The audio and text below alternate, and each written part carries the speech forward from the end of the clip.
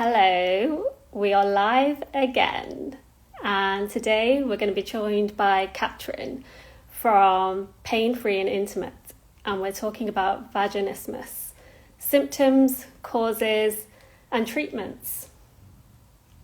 So just going to wait for her to join now.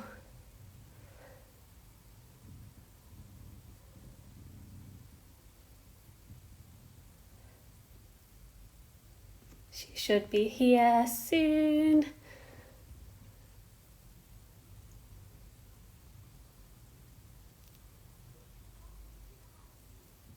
Hopefully. She's going to be coming in soon.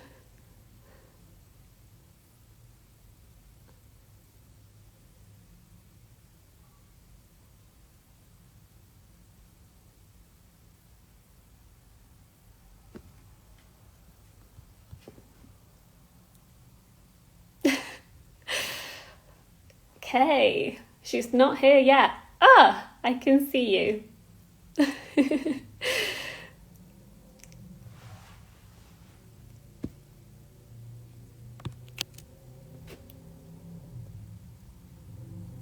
Excellent.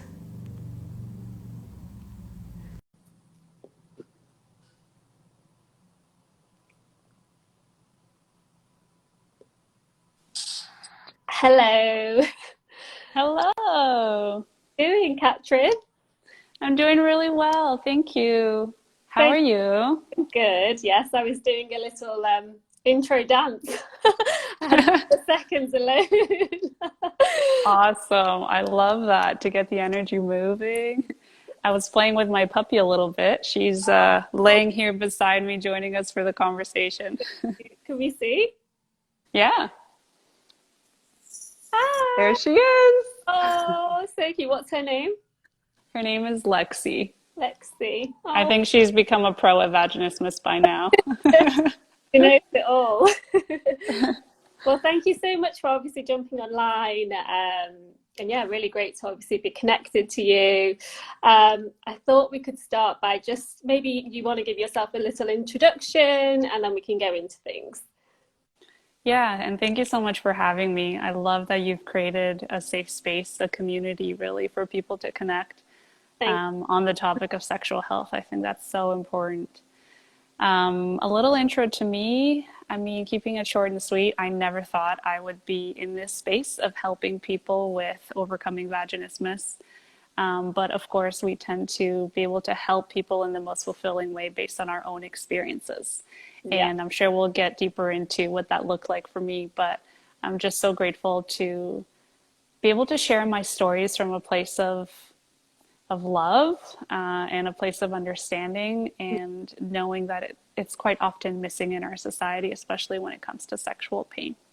yes, definitely. And I remember now coming across your page, and that's actually where I first learned about vaginismus. So I was totally new, hadn't heard anything. I found the page, and yeah, it's just one of those things, I guess, that doesn't get talked about. And for somebody who might be experiencing like symptoms or going through it, it can feel quite lonely, I guess. So it's great that you've created this space. And yes, I remember finding the page and thinking, oh wow, this is so informative, and it's like digestible content. So amazing. Uh, Thank you. Thank you. Maybe we can start with the simple, well, not so simple because some people might not know, but what actually is vaginismus? Yeah, great question. Vaginismus is the involuntary contraction of the pelvic floor muscles, and that can happen either at the attempt of penetration or even at the anticipation of penetration. So, really, what that means is that our pelvic floor muscles are tightening themselves up and contracting against our conscious will. We don't necessarily want it to happen, but for one reason or another, our nervous system and our physical body is registering penetration to be a potential threat. And Mm-hmm. therefore, our body is taking on the action in protecting us. And that really is what vaginismus is all about, is the body's attempt to protect us from something we really don't want protecting from, but there's a reason it's happening.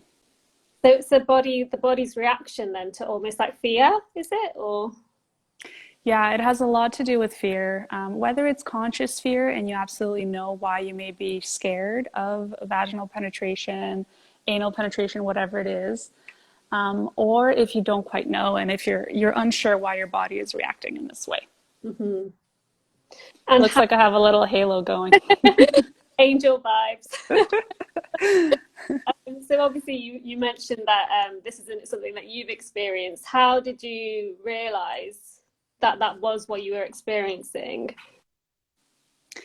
Yeah, so at first, looking back at things, hindsight is 2020. So the very first red flag that I had in my life was around my inability to insert a tampon. Hmm. And so the very first time I tried to insert a tampon, it just wasn't going in. I wasn't even quite sure where my vaginal opening is. I hadn't explored my vulva and my vagina in that way at that point in my life. And so that was probably one of the first red flags. Now, I didn't think too much of it at the time. I also checked in with my mom and my sister, and they said, oh, don't worry, you probably just don't feel ready for it. Your body is not taking in a tampon. That's fine. You can wear pads. It's not a big deal. And later in my life, the first real and obvious red flag was when my boyfriend and I at the time, at age 18, tried to have penetrative sex for the first time. And that experience was literally like hitting a wall. So I was there in bed. I absolutely felt safe, at least I thought, in that experience with a guy that I loved and trusted, and everything was going great. And I deeply wanted to experience pleasure in the way of penetrative sex. But my body didn't agree with that. And all I remember is that his penis just wasn't going in. It was like he was hitting a wall, a brick wall, and there was just no way around it. As much as we tried to push and force it in, it got worse and worse because then the body protects itself even further, creating the experience of pain. And that can feel like knife stabbing, burning sensation for anybody else who's been there before.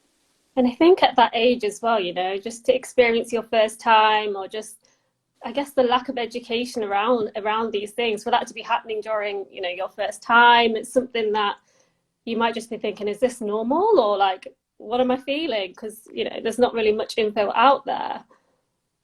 Exactly. And unfortunately, in our society, we kind of grow up into, a young human feeling that, okay, likely first time penetrative sex is going to hurt. Mm. Why? Because we may have been told this by friends. We probably read about it in the magazines, in the media. We maybe have seen it on TV. And we actually create an anticipation of pain even before the experience of it, even before it's happened.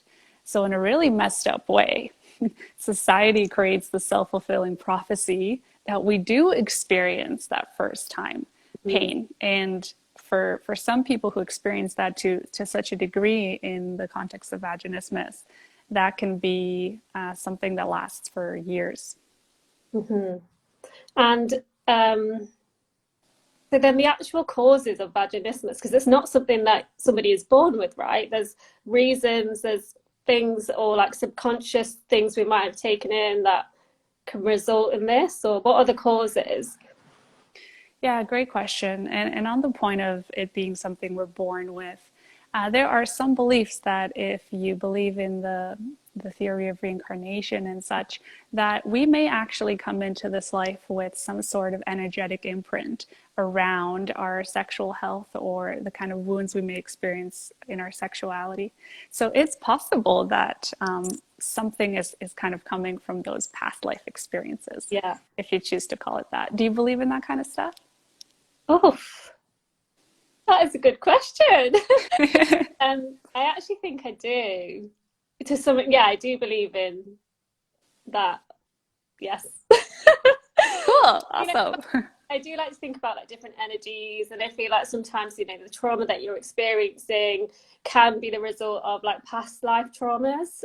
Again, this is not everybody thinks this way. It's something that I have been exploring with, maybe more so this year, thinking, or yeah, changing the mindset and feeling around trauma, basically, and like, why do we experience trauma? Like, why am I this person who's dealing with trauma? So I think that for me, it's almost like helped thinking that way. Yeah, cool. That's good to know. And thanks for sharing. I've been on this exploration journey myself, Mhm. too, and there's so many insights to take from it. Yeah. But coming back to your question, Mhm. most of the impact and the creation of this body response to vaginismus, I believe most of it does come from our current life experiences, Mhm. whether we chose to have those or not. Yeah. Mhm. So, in that, there are many reasons that we can create the perception that penetration is dangerous. Now, the very first one, and trigger warning here for we would talk about, abuse and assault, is sexual assault of any sort. Trauma related to our bodies feeling like they are abused or disrespected in some way by another human. And so, of course, this experience in life creates a very acute protection response of any future similar experience. Yeah. And so, yeah, we can shut ourselves down to anything related to sex, including penetration, as a result of an abusive experience. Mhm. But what else, right? There's so many people that have vaginismus and wonder, well, I don't have anything like this in my life. What happened? Yeah. And our religious shaming, whether it's from a religion or a culture in which sex was seen to be a shameful thing, Mhm. like, you'd get slapped on the wrist, you're not allowed to do this, or you're not allowed to be intimate with another person before marriage. Mhm. That kind of thing can be really confusing to the nervous system, especially in the case of no sex until marriage. And I think it's a beautiful belief for those who choose to adopt it. Yet it creates a confusion inside of ourselves. We cannot simply flip the switch so quickly from sex is bad to, okay, have sex now because you need to get pregnant and have a child. The in laws are waiting. Yeah. And I see this so often. Mm. Yeah, there's a disconnect and there's this pressure all of a sudden around having sex with your partner because I am supposed to fulfill the expectations of now being this proper married person who is Yeah. about to get pregnant in a couple of months. Mhm. And sex and pleasure, they require an environment of safety, an environment of relaxation. Any sort of pressure and any sort of shame around this isn't helpful. Yeah. So, other categories that would also be applicable here would be if you had somebody in your life that you observed to be a source of fear for you. So, let's say for most people in a heterosexual relationship, for example, seeing a masculine figure in their life be scary, that could be the sole thing that creates an experience of vaginismus. Yeah. So that is a bit more under the radar, but similar to that fear of the masculine, there may be a resentment of the feminine too. Yeah, I saw this actually on because he did a recent post on the different causes, what could be causing the vaginismus, and it was related to the deprivation of the feminine. Yeah, yeah. The deprivation of the feminine within us. We may have seen and associated weakness with the feminine, and there's so much pollution around this terminology even. When I work with people and we're talking about these dynamics, the polarity between masculine and feminine. In fact, I like to use the words alpha and omega Mm. because they're a bit more neutral and they don't incorporate a lot of the preconceived notions we have about the masculine and Ah, feminine. nice terms to use. Thanks.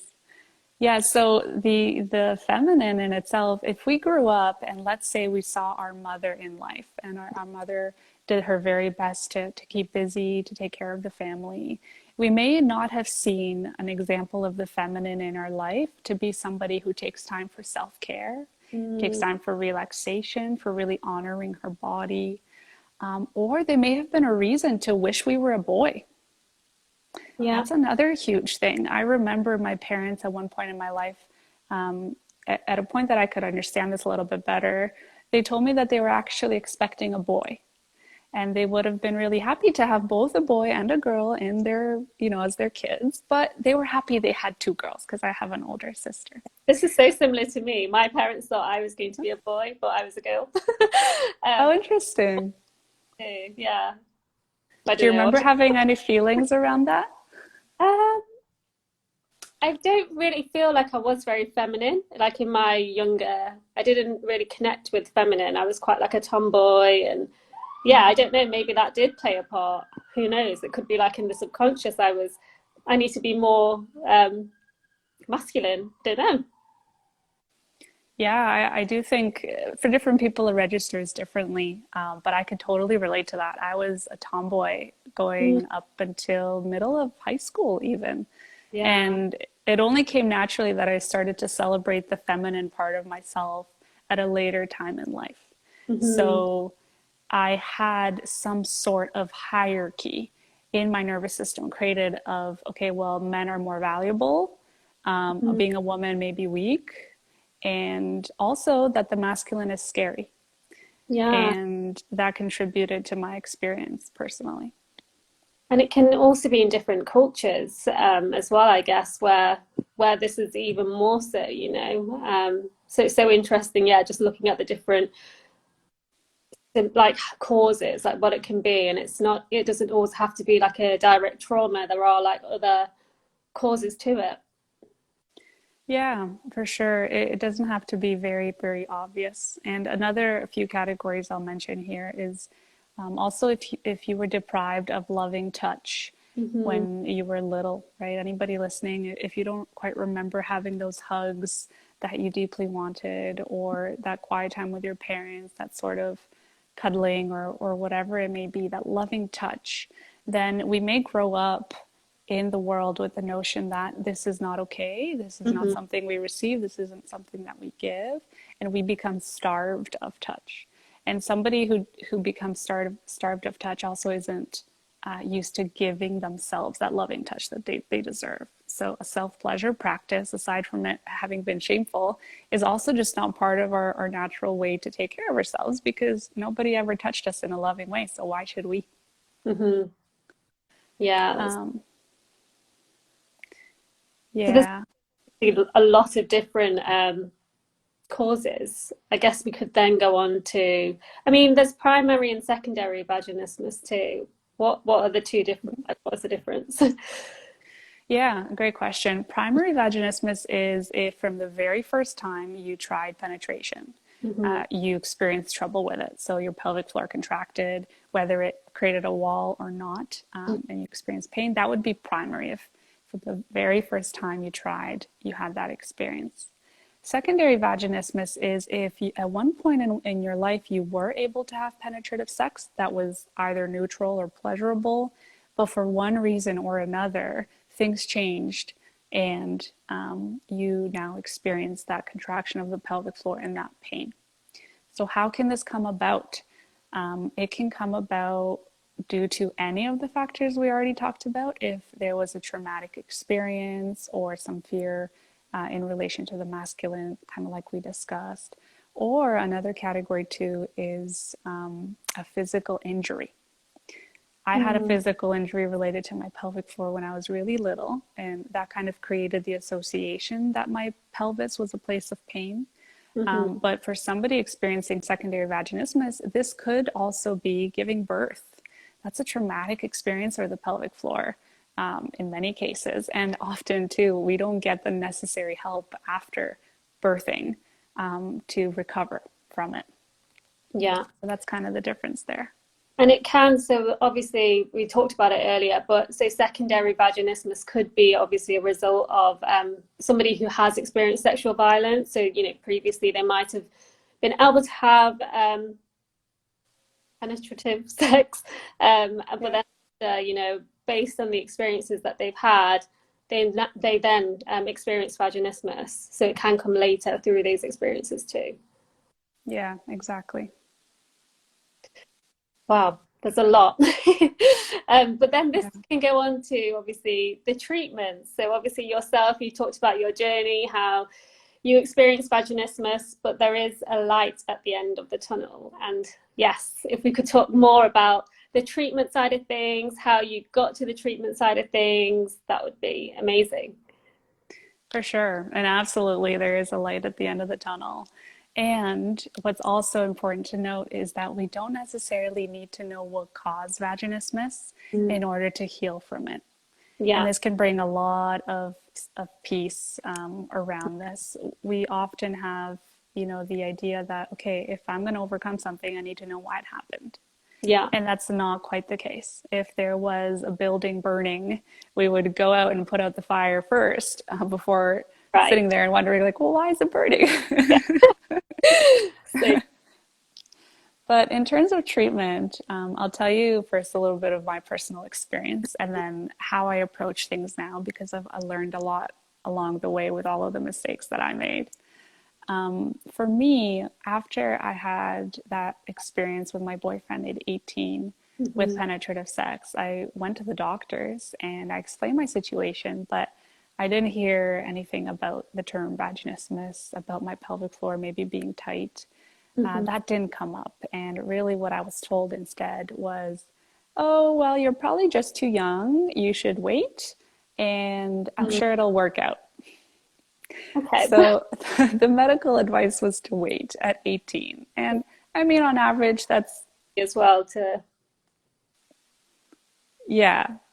And on average, 18 isn't,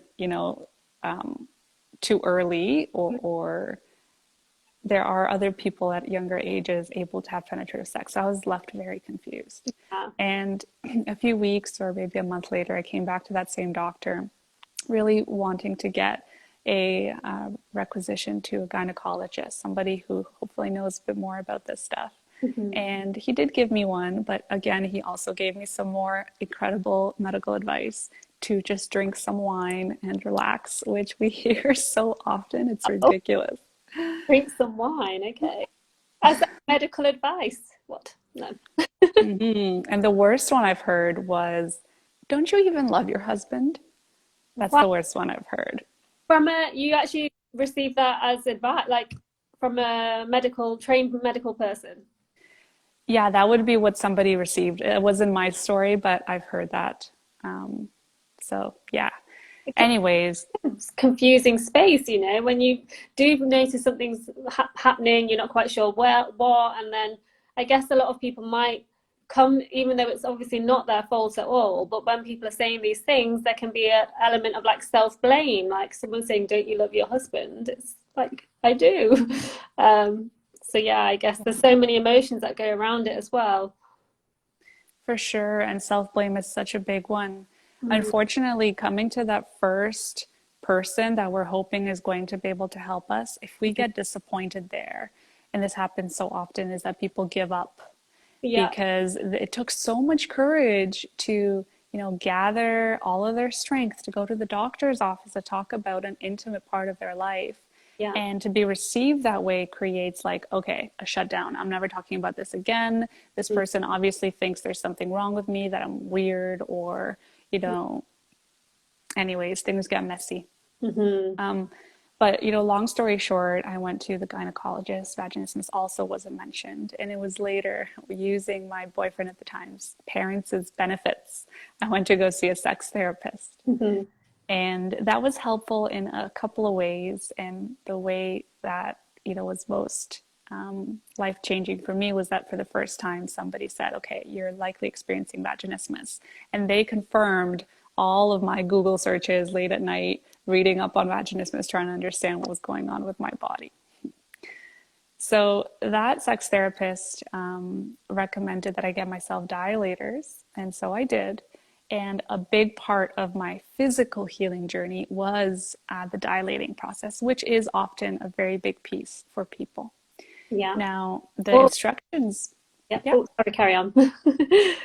sure. The instructions that I got with that were a two-pager of what to do, and it was essentially, start with the smallest one, insert the smallest one, then insert the bigger one.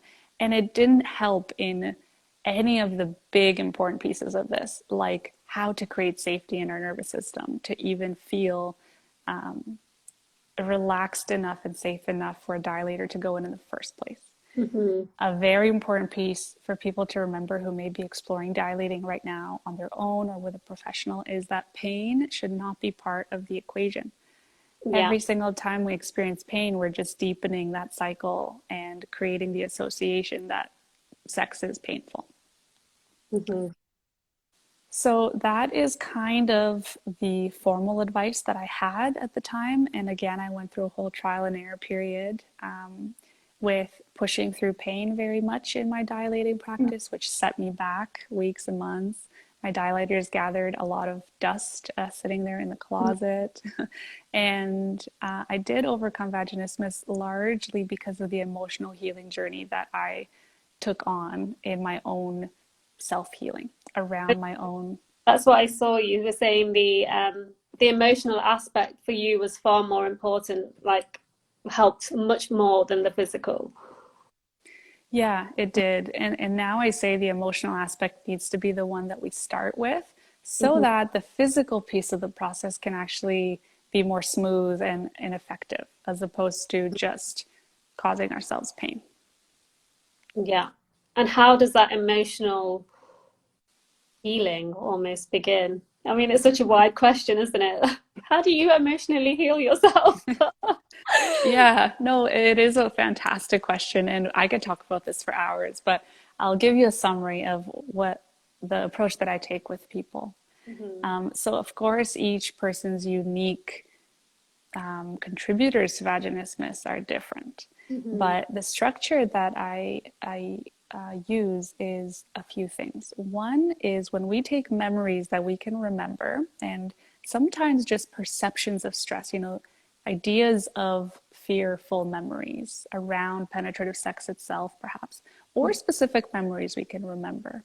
And actually using that, go into a place emotionally in more so of a meditative practice that comes from the Tibetan tradition to Hmm. start cleaning those memories, cleaning those images that we've stored inside of ourselves from all of that emotional garbage, all of the emotional pollution.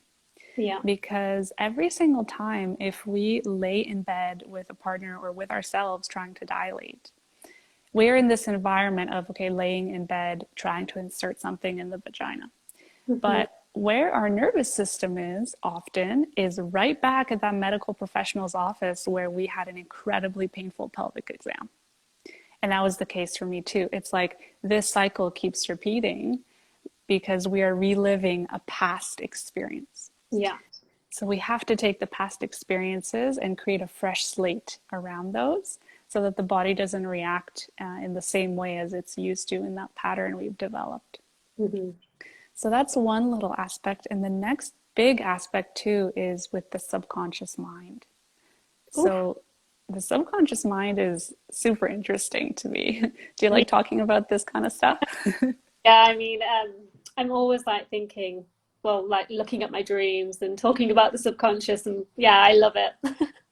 Awesome. I love that. Yeah, dream analysis can tell us a lot about where we are psychologically. Yeah. The subconscious mind, I like to explain that it is a little black box. And up until about the age of 11 or 12, that little black box was on record mode. Hmm. So everything that we saw in life, everything we heard, how we gathered information from the world, we registered as the way the world is. So we created these rules of life or subconscious beliefs about things. So imagine at the age of 8, we saw our parents fighting and our dad was being abusive to our mom.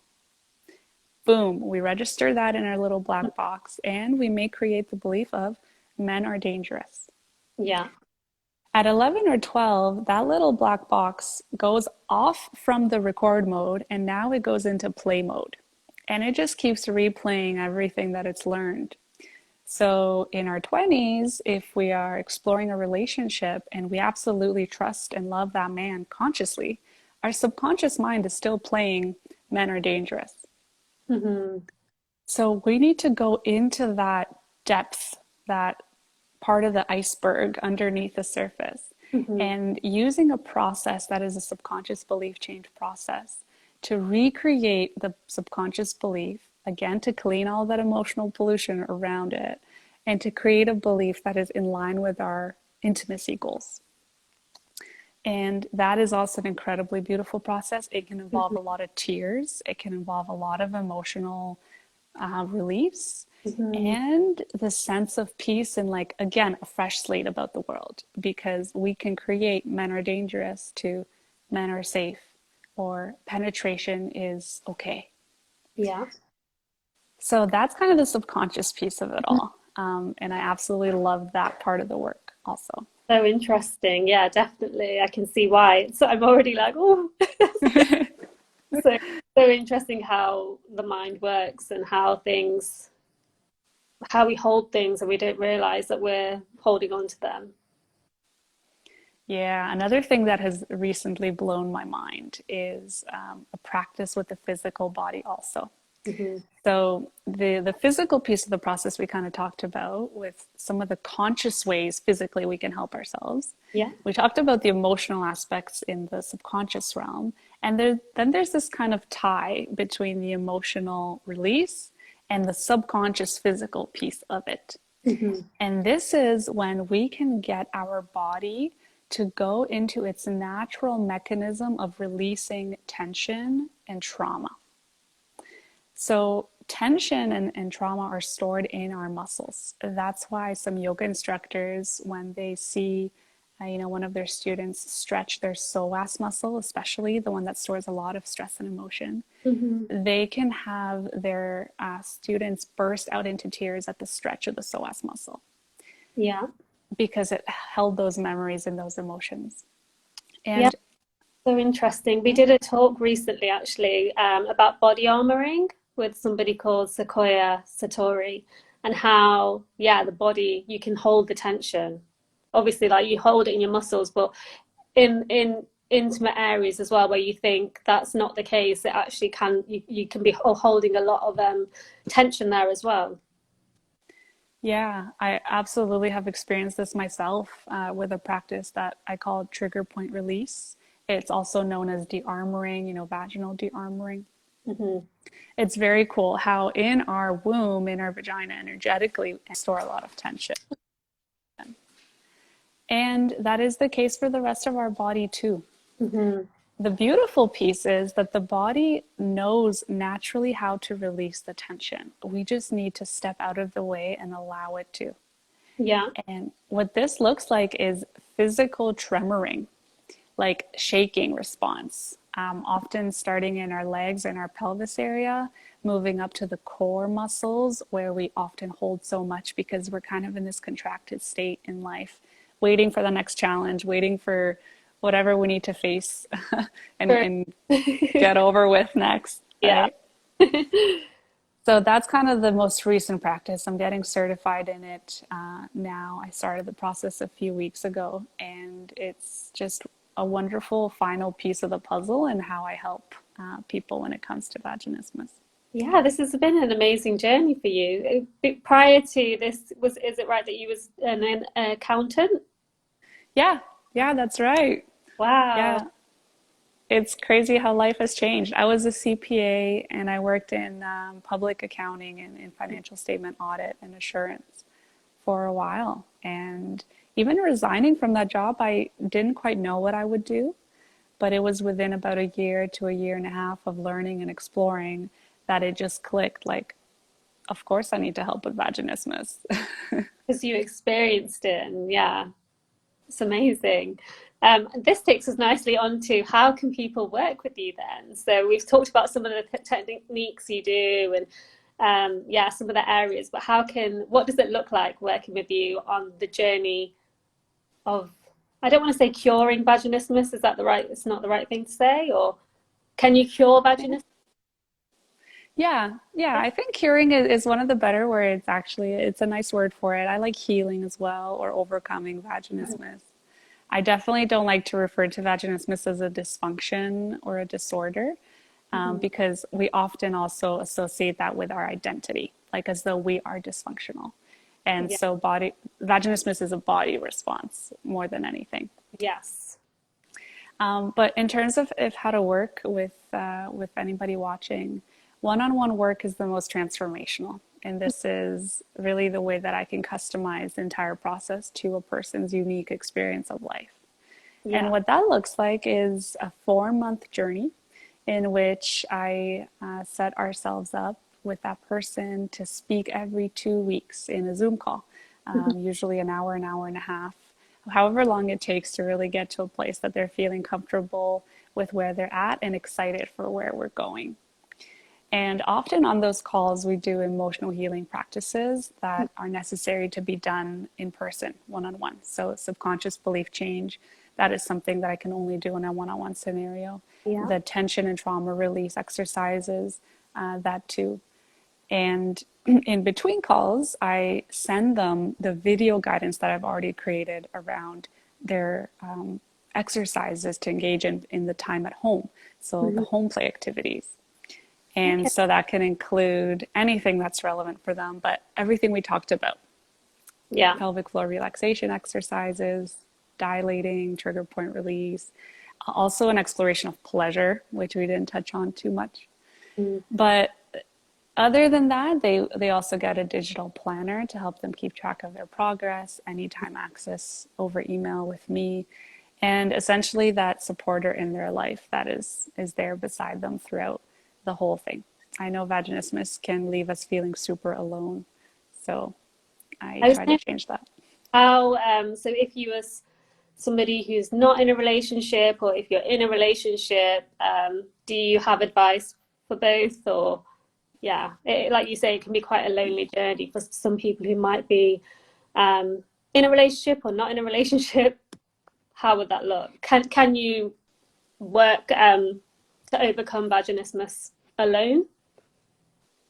Yeah, it is possible to overcome vaginismus alone. And often people see the grass being greener on the other side. So, as a single person, we may think, oh, I wish I had a partner to go through this with me. Or as a partnered, I wish I was single, because each one comes with its own benefits and challenges. Yeah. For a person who's single, I guess my words of wisdom would be that this is the perfect time to engage in this healing journey. Because with our own healing, we attract a partner in our life that is matched up to that level of emotional and physical readiness that we've achieved. That's so true. I love that. I'm single, and all the healing work that I do, I'm waiting to attract the the right balance on the same frequency. Absolutely. That's fantastic. Well said. Yeah, our vibration really is what creates our reality. And so, with all the emotional healing work you're doing, there's some magic ahead for you. So exciting. I think so. Awesome. You also have a book, is that right? Yeah. Near the beginning of when I started this work and sharing resources with people, I wrote a book and I made it available. And I'm sending it to people for free. I ask that people pay a shipping cost so I can get it to their door. But really, I wish that I could come across somebody online who just wanted to give me some information and more so some hope in the world that I'm not alone and it's possible to overcome this. So yeah, that's why the book. Yeah, I know. It's amazing. And I think the work that you're doing is incredible, especially after the experience that you've had of, having those, when you did go to seek advice, the advice that you were getting given. So it's amazing. And I'm sure, there's so many people out there that you've been working with and who are following your channel, who are just, really appreciating what you do. It's amazing. Thank you so much. Yeah, the community we've created together with people sharing their stories on my Instagram and me getting to share that anonymously or not, really has created this conversation that I wouldn't have found anywhere else. Thank God for the internet, to connect us all. It's just so much information, the right information, if you find the right people and connecting in the right places. But no, it was so amazing talking to you. Is there anything else that I think we covered all the points? I know we didn't really talk about pleasure, but I mean, is there anything we could add, or maybe next time? Yeah, we could totally do another chat about pleasure next time if you'd like. And I'm seeing some questions. Do you want to answer questions? I don't know if you typically do that. Yeah, sure. I can't see the question. Oh, Oh, somebody oh, asked. maybe not. There's a Sorry, it Emma does say, Fairy Girl. what's the topic of discussion? Oh, I don't see that one. But Emma Fairy Girl wrote a really sweet paragraph. Thank you. And I don't see any other Oh, questions. yes, I can see that. Yes. No, that's amazing. Sorry, I was like, oh, questions. I'm not really getting questions, but yes. No, thank you so much for your time. And yeah, I'd love to maybe connect again and we can talk about the pleasure side of things. And yes, amazing work. And yeah, great to hear more about what you're doing. Thank you so much. Thank you. And I actually recently read that you are putting out an app in the near future. Yes, we What are. will that be about? So it's going to be a platform, a digital platform, and there's actually in the next couple of days, all of the details are going to be announced. So keep Yay! out. But it's basically a platform for survivors of sexual violence, to have a sense of community, connect with other survivors, and yeah, find resources for healing and feel celebrated, celebrating journeys. So yeah, it's coming soon. That's incredible. I love it. Yeah, connecting people is the most valuable thing we can do, I think. Yeah, That's how real healing is possible. definitely. And I think there's just so many alternative there's alternative healing as well, like holistic approaches. It's not always the route that you think. So I think just finding people like yourself, and just connecting with different types of people and knowing what's out there is super insightful, and it can help, because it's not connecting. It's like your own personal journey. If you could listen to the first person that you went to and left it there, then it'd be a different story. So yeah, I think it's not always going to be the one person. It's not just one size fits all for healing. It's community and connections. For sure. If Yeah. I stuck with that first advice, I think I would have still been waiting. With the writing, follow your intuition. Yeah. Yeah. Well, thank you so much for having me on, Thank you and so much. all the best. You too. And yes, I'd love to stay connected. Yep, me too. Have a good evening. Bye.